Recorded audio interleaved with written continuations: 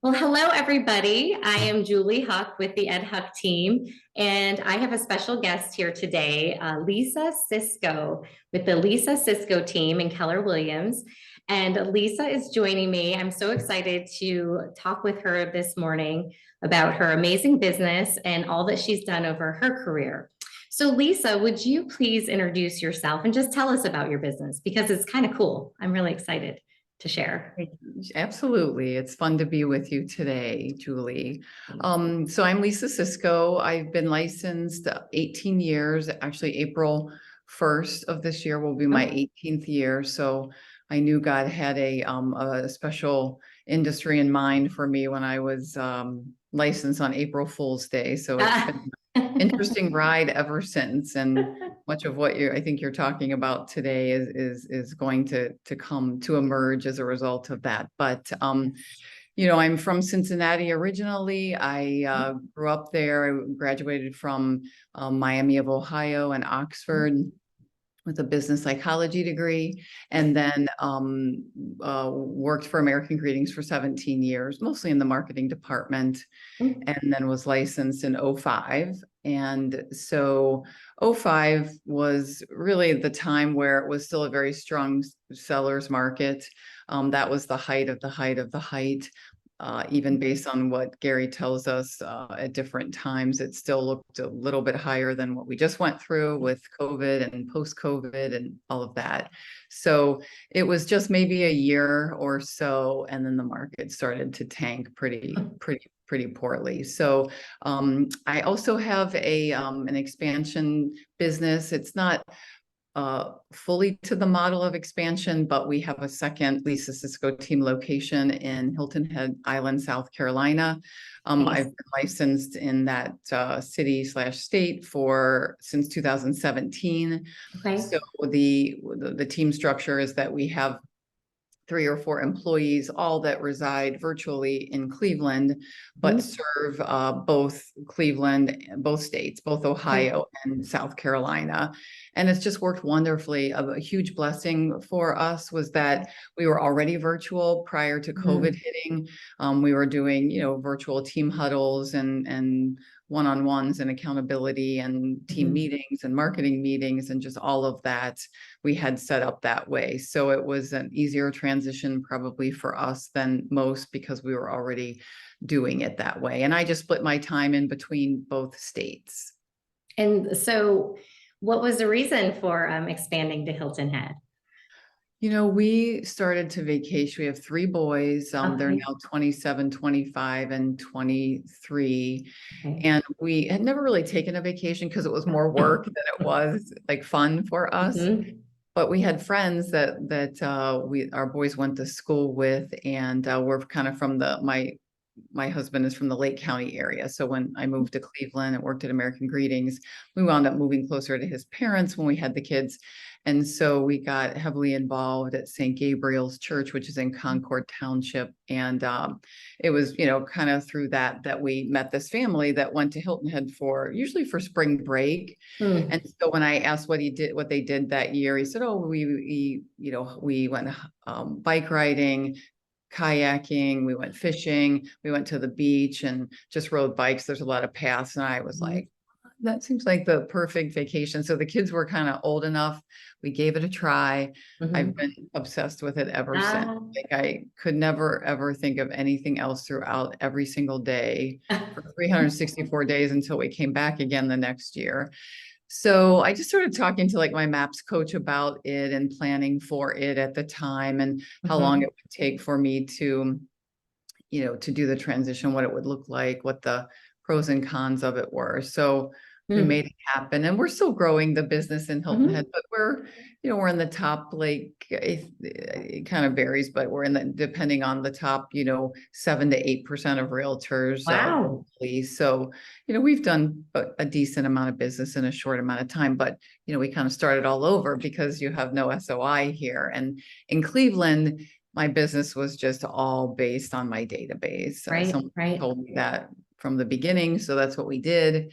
I could buy leads or look for leads or ask for leads or any of that. So, well, that's awesome. And what a great testament to to really figuring out what your big why is and then working backwards. So you worked with the end in mind to get to your goal. And the fact that you're already in the top 7 or 8% in Hilton Head is huge because, I mean, to break into that type of vacation niche market is not easy. It's not easy. No. It's hard enough to break into any regular market, but somewhere like that. So congratulations on that success. And thank you. I wish I was down there with you right now. That's awesome. So you said you got licensed in 2005, which is, it's funny. That was a great year. I was in new home sales during that time. And, you know, I was in my young 20s, just, you know, it was like sales falling from the sky. It was the best time to just start in the industry. And it felt like you know, nothing could ever go wrong. Right.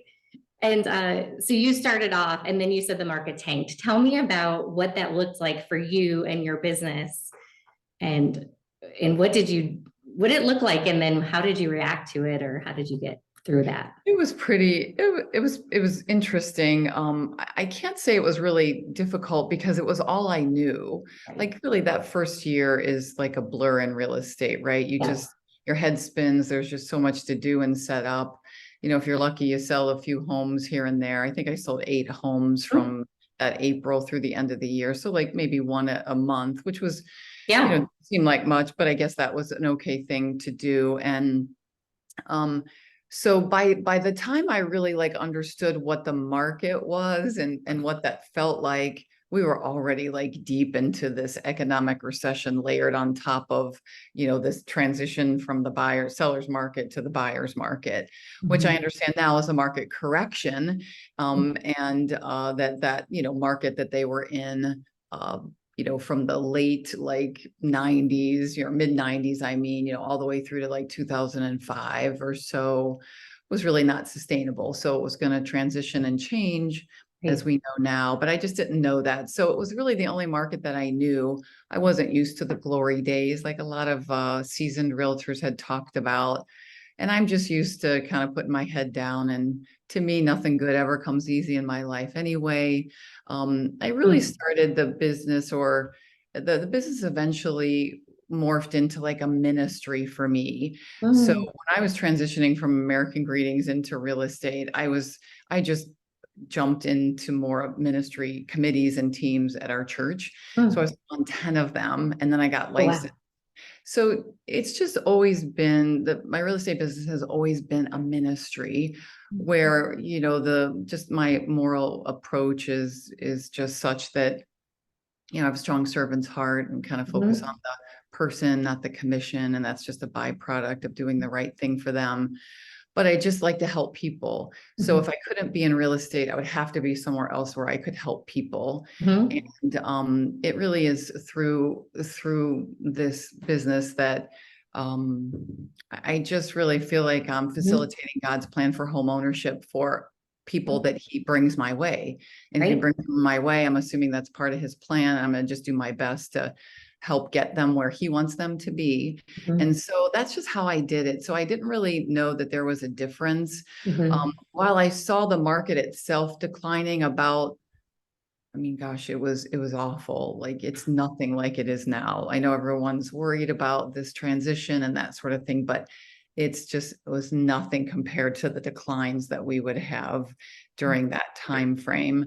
And so I think I just did what I was told. Someone told me when I first started that your business is your database and that it's about who you know and reminding them that you're in the business. And then I started out at a different brokerage. So I was there for a few years and then Keller Williams finally came into like the Lake County area. And so when I read MREA book, my entire world changed. My business doubled after that.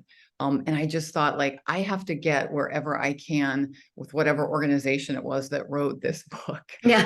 All the questions that I had asked for the first 2.5 years or so in the industry that really weren't answered well. and it was just amazing. So when I came over, I was finally with a brokerage that I could learn from and embrace from, and it really kind of kicked things off. But I just started a database. Like I think the biggest thing for me is I had an Excel spreadsheet at the time, Mhm. because there were like, I didn't really even know what a CRM was. And I just touched them. I couldn't afford much. So I touched them every other month. I sent them a little newsletter out with a value added thing, a coupon, that type of thing. I would send a testimonial out with it. I might Mhm. promote like a local business from someone I knew from church. And so that just grew, and people Mhm. started to know I was in the business, and I put an ad in the, church bulletin. And then I would do, obviously I did a lot of open houses when I was Mhm. early on and in, and just met a lot of people. So once I just added to that database, to this day, after 18 years, I get nervous about not adding to the database, because that's how it grows. And the more people I have in there that know me even a little bit, the more likelihood I have of getting repeat and referral business, or them referring me to somebody else. I'm not always laser focused on the people in the database, because they probably know me well enough to use me if they, but it's the people that they know. And if that 5 to 7, statistic of people knowing 5 to 7 people that are going to purchase within a 12-month period is still valid, then I just need Mhm. of those 5 to 7 people, or a half of Right. one of those 5 to 7 people, Yeah. and I'd close, 10,000 homes every year. So it just really commit to that and stick to that. It's kind of what I try to help other agents with that are doing that. And then business just got so big in 2013. I sold 127 homes as an individual agent, and said, Wow. I probably need some help. Yeah, I think so. I think so. So you had an assistant though at 127, just one Yes, I had, assistant? oh my gosh, I had 3 Okay, assistants. I was gonna say like that, but that's still insane. 127 with Yeah. by yourself is a very busy schedule, a lot to juggle and manage. And so when did you join Keller Williams? In In 2009. nine, okay. And I know you and I were talking about how we were at the first BOLD, which is the Keller Williams training called Business Objective Life by Design. And that was like 2009 or 10, right? It might have been 2009. Yes. And I remember, that was really the really deep struggle of the market. I know Ed would go on listing appointments and people would just be crying at the tables, Right. and it was tough. I was working more on the buy side, so I was doing a little bit better and wasn't in the thick of the emotions. But the Right. bold training and the Keller Williams training, like we plugged into in a similar time frame, taught us the basics. I remember sitting down with the list. Here's how many people I'm calling every day. Here's my Right. 20. Here, did I get an appointment? No, and just going through those basics and doing twice as much to get Right. half as much, right? Right. So you worked through that crazy shifting market. And I've heard that from other agents. They just didn't know what they didn't know. They just kept doing what they needed to do. Right. Um, and you worked through that. And then you got to a point where you were selling 127 homes on your own. And that's when the market changed, right? Okay. So from like, for me personally, like when that shift starts is, I hear people say sometimes it's 2007, and I'm like, oh no, that was like, we felt it in '06. Oh, But yeah. it across the US it differs.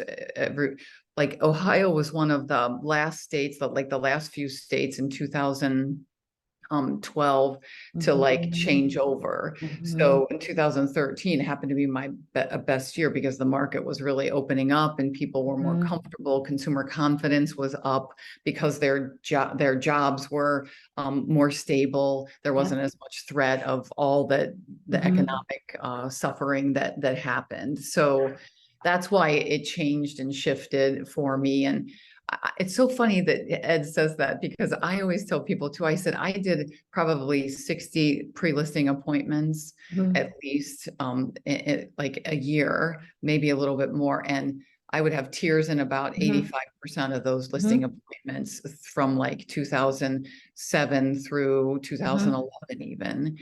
because you were just telling people, I'm sorry, you think your house is going to sell for 375. It's really going to sell, maybe if we're lucky, for 300, maybe 305, but maybe 295. But here's the good news, Mr. and Mrs. Seller, that house that you're going to purchase, that, for 500,000, you're going to get for probably 450 or 475. So it's a trade up market. And the interest rate at that time was really low. So Right. typically in a seller's market, when sellers feel good about their home sale, then they're going to sell high, and then they're going to buy high, and they're going to borrow high. And I know that wasn't the case through COVID. Mm. People who just got licensed through a little bit before COVID probably aren't gonna, but traditionally that's the way things were. Right. I've never ever been in a market where it was a seller's market where the interest rates were as low as they were for as long as they were. Right. And I'm sure we'll look back and the Fed will think, or potentially realize that that maybe wasn't the right thing to keep it that way for so long. But I think, Right. too, they were heading that way, like family reunions before COVID, they were heading that way. We were coming into this transition market, and then all of a sudden COVID hit. So that extended it through. Right. But it's, Well, it and was, that's interesting. So you got into this business because you felt it was a ministry. And I know Ed and I have a very similar feeling for what we're doing, yeah. because there's no other business that you have such a deep connection, an emotional connection with people. You're helping them through very difficult times. And in that shifting market, a lot of times the situations when people had to sell were even more difficult situations, like divorces or deaths, or things where they didn't have a choice. So not only were you helping navigate through the financial piece of it, it was the emotional piece. And what a gift that is to be able to serve in this way. And I don't know, we were just talking a little bit about what is your why in getting into this business in the first place, and it sounds to me like you have a very clear purpose, a very clear why as to why you get up every day and do what you do. Has that why changed over the years and over your career? Just as a side note, because I'm so interested to know. It really hasn't. The essence of my heart and my soul is just to help people. Mhm. Could that be in another industry? Of course, I'm sure it could be. I really like this particular industry because, I can frame that how I want to. Like, I want to approach it this way, and I have my moral compass that tells me what to do. So we have laws in South Carolina and laws in Ohio, but I tend to operate well above just what the legal side of things says. So that's just my strong moral compass. And I love to be able to do that. I don't mind someone telling me what to do, or offering, or guiding, or someone, my bosses are my buyers and sellers. And then in this case, now that I'm managing two teams, Right. for me, my bosses are my agent partners.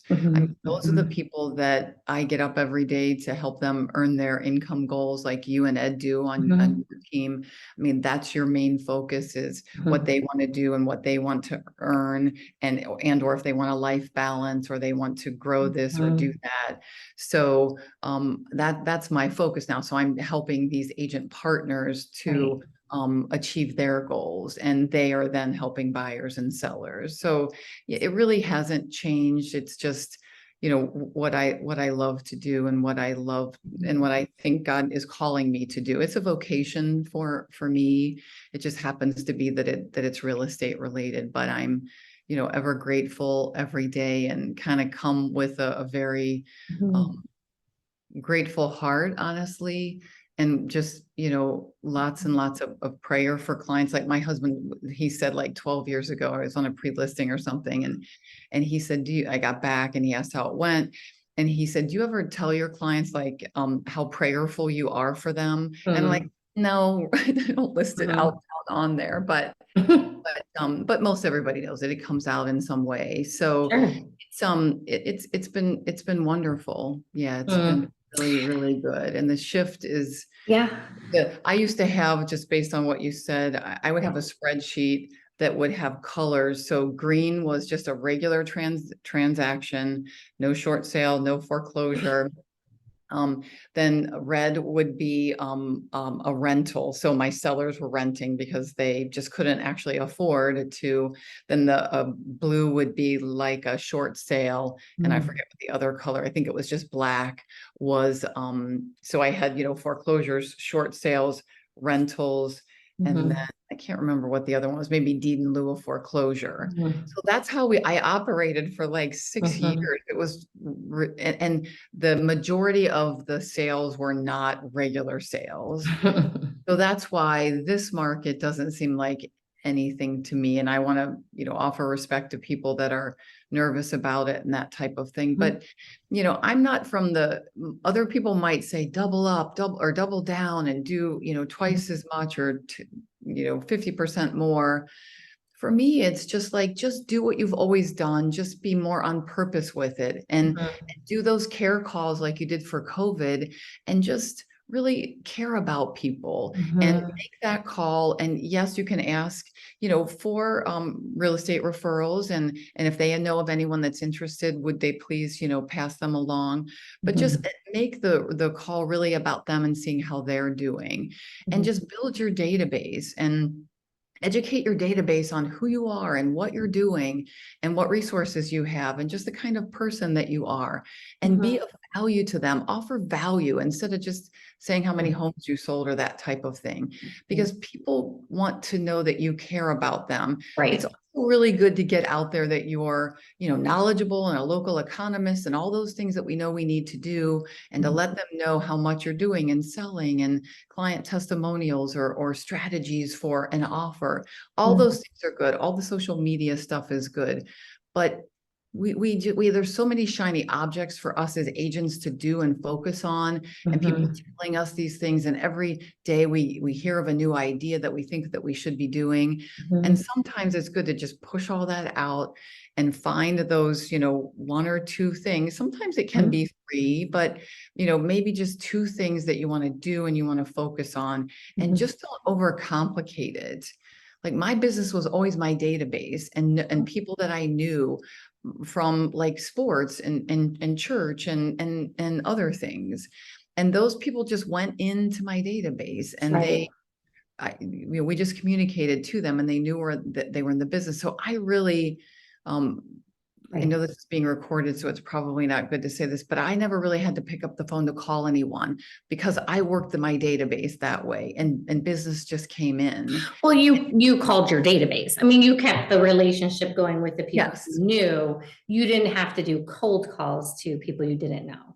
Right. I think is what you mean to say, right? Yes. Yeah. Because you saw the people when you were at your events or for me, most of it was a contact. Yeah, it's a Yes. contact sport. So it came that way, but I touched them regularly. Right. So I reminded them that I was in the business. I mean, I would personally do like what was the name of that software? Like a publisher newsletter that was a couple of pages. And I would include, again, people in there that were retiring or a local business or, something like that. I would feature. It took a lot of time, but I just let people know that I was in the business. Now, again, you've got social media platforms and other things that we don't have to do that type of print work to, but it was slow, consistent efforts over time that yielded outstanding results. And that's why I tell people, don't complicate it. If all you do is just your database, then do it. Like a lot of people they want that money. They see people are selling 50 homes that year or 25 homes in a quarter, and they think that they need to do all these things. And they waste so much time month after month, because every month goes into a quarter and every quarter goes into a year, and then years build, and you're 5 years into it and you still don't have like a database that you're touching regularly. It's so silly to me. Yeah. That we're just making it so much more than it is. I will say that you and Ed Huck are very much alike, because I know, I mean, database is the key, and database is the key in every market, and even more so the key in a shifting or changing market. And I think that, before I was allowed to quit my job, because we were married and we needed my salary and my benefits, and it was 2009. It was, you need 200 people in your database who you can call who would know you. And that would equate to, 24 homes sold. And those 24 homes sold would cover the expenses that we need. And it's all very much, uh, it's all proven that if you have Right. that many people in your database and you do what you just said that you did, you actually contacted them through different marketing efforts and touch plans and care calls. It's that simple. It And really is. And think about it, like through that economic recession and buyer's market transition, that started in like the 2006 timeframe. So that then with COVID, and now they say the same thing, insulate yourself with your database. When I just have always done that, like I just didn't need to change because it just was the right thing to do from the beginning. Right. That whole, prospecting thing and buying internet leads and all of that, I've looked into it and I've, dabbled in it, mostly in Hilton Head Island since we were starting brand new a while back. Right. That was really the only time that I did it. It's just awful. Well, right. It's not, I mean, the basics are the basics and they always will be. And, the different other methods, like you just said earlier, what are your pillars? What are your three things that you're good at, that you can connect with people and you can build your database from, and stick with that. Don't get so, distracted by the Right. And I shiny know you and objects. Ed are this way too. We write individual business plans with every agent partner and we say, what do you like to do? Like, what are your hobbies? And then we build the contact of that and their database around what they like to do. And it's okay. Like lead generation can be that you are, that you volunteer at an organization. I mean, yes, it's good to volunteer, but you're going to meet people and they're going to know that you're in the industry, even if you just do that once a month. But if you do a number of those things that you like to do, that's why it's just such a blessed industry, is that really, how can you do like personal things that actually then lead to business? And you're not like, I don't sit in the back of church and look at the back of people, or sit in church and look at the back of people's heads and say, hey, I wonder if they're in my database and should I add them in? Like, it's not like that. It's just natural, it's organic, and it just happens. But to your point, Julie, just 200 people in a database, I mean, that really is all that you know.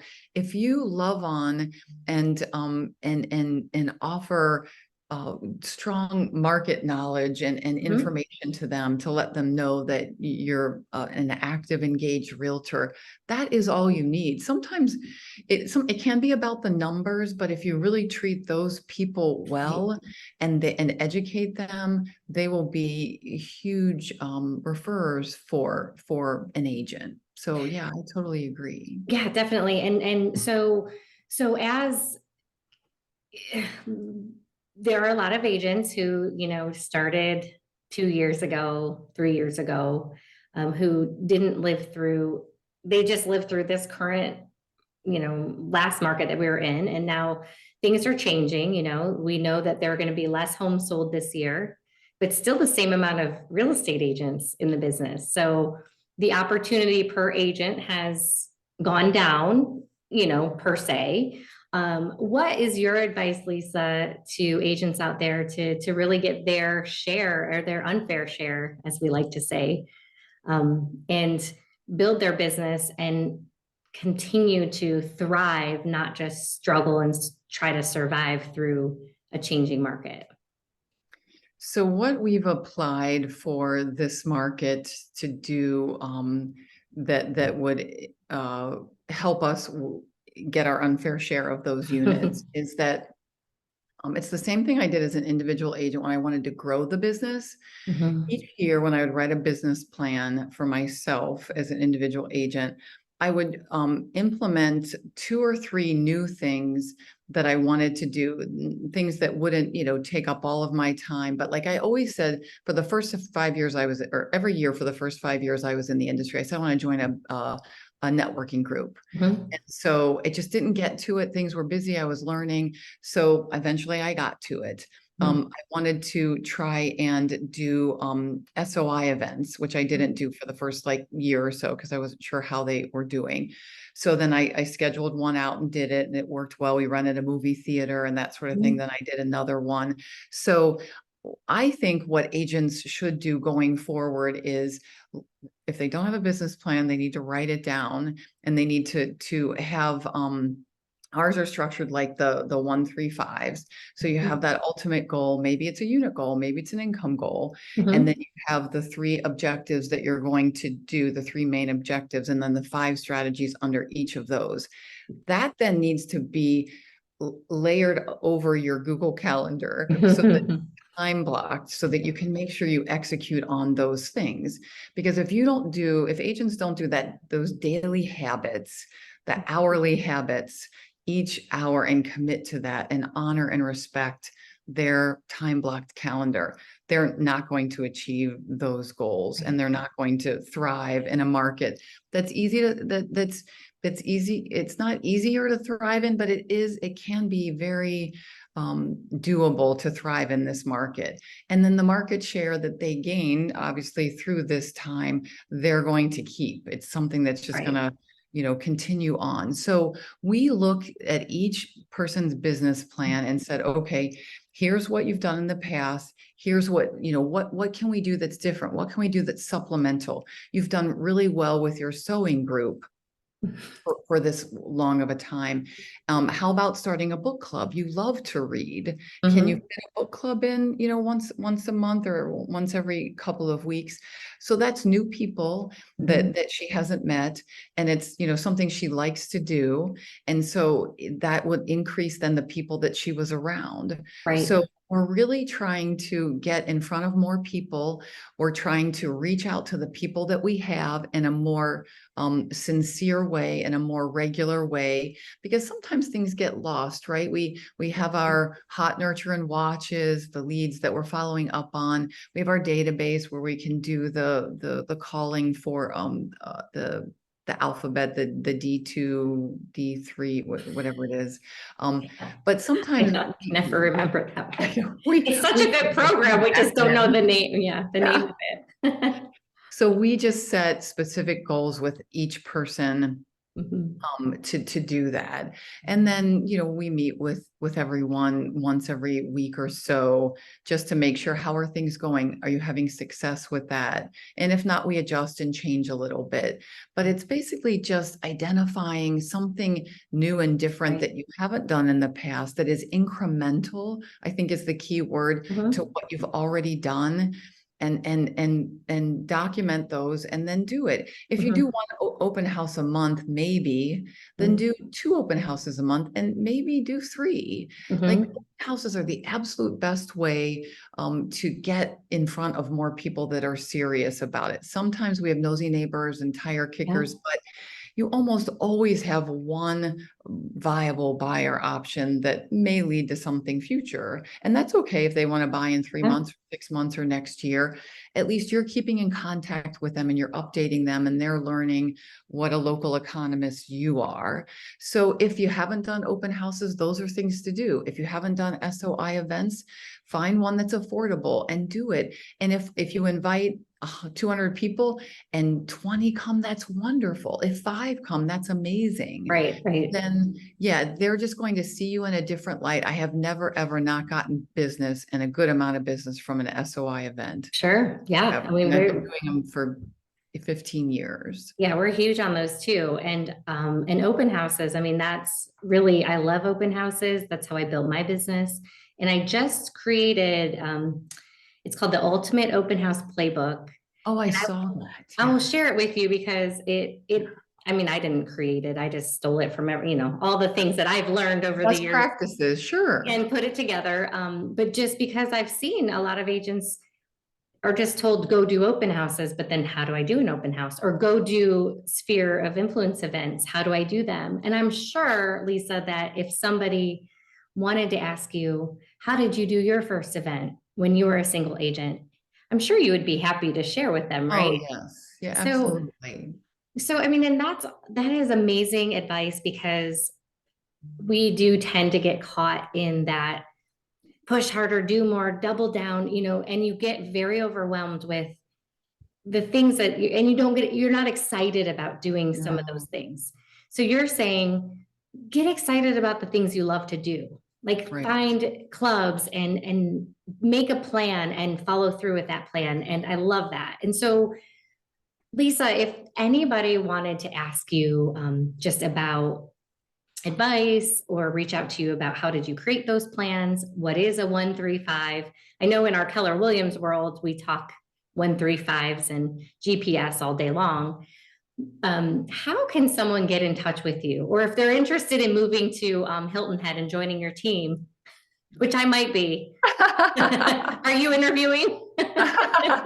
Yes, we always are. Exactly. If they're interested in talking to you, and your team is out of the east side of Cleveland, correct? You're in Yes, yeah, we service all of Northeast Northeast Ohio, Ohio. but yeah, Okay. but we tend to kind of go, close to the 271 corridor, but we sell all over. Okay. But yeah, they absolutely can reach out to me. I love to share. I Mhm. share. We have a Google Drive full of the most amazing documents and training things like checklists. If someone has a team and they, want a training checklist, we have a training Oh, I checklist love that's it. logic and has links to Google documents and that sort of thing.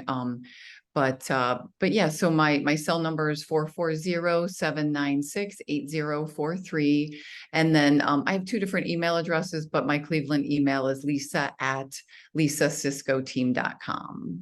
And I'm sure we can find you on social media as well. Yes, Right? yeah, we're on Instagram, Facebook mostly, LinkedIn, of course, not really Twitter anymore, but yeah, we're definitely out there. We have a part-time marketing person that does posts and sends to the team, so they don't have to work on that. We Mhm. focus a lot on, as you guys do, on allowing the agents to do income generating activities. And since we're Right. database focused, I have a whole crew associated with marketing to the agent's SOI from the agent Mhm. themselves, because they don't know who I am. We do not promote the team Right. side of things. And we just know that it works that way. So yeah, if I love to help. That's the way What is your share drive address? Do you have that? Is it Lisa? you know what? I actually don't know that. Oh, well, Yeah. anyone can we can Yeah. just reach out to you for it, because Yeah. I know we have one that's EHT shares.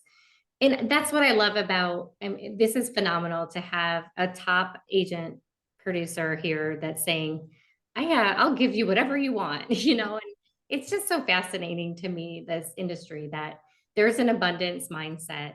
There's enough business to go around.